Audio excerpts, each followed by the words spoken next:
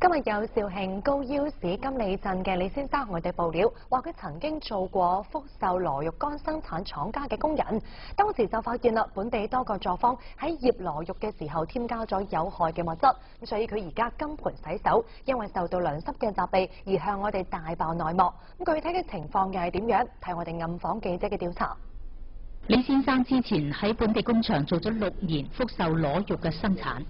佢話呢個從90年代就喺本地發展嘅產業，從最初嘅自然曬乾，到最近嘅10年衍生咗加入硝鹼、雙氧水等物質，以便做得賣相更好。冚包硝鹼啦、雙氧水啦，個醃製嘅時候咧工業鹽啦，即係將嗰啲黑，即係本身咧攞係黑色噶嘛，浸泡過後呢講咧佢可以變翻黃色。據佢嘅指引，記者揾到位於金洲村嘅一家作坊。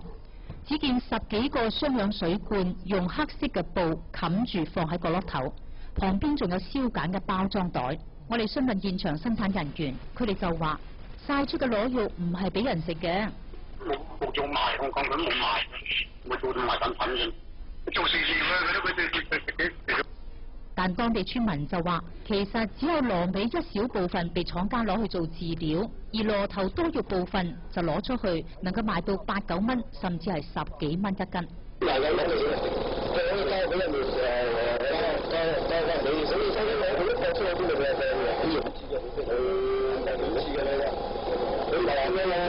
而喺旁邊嘅虎北村，記者亦都發現數個類似嘅生產作坊。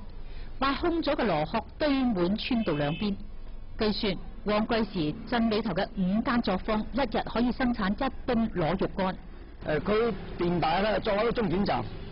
就實際嘅北方，佢主要嘅銷量嚟講咧，都係我聽嗰啲客講嚟講咧，就運上天津咯。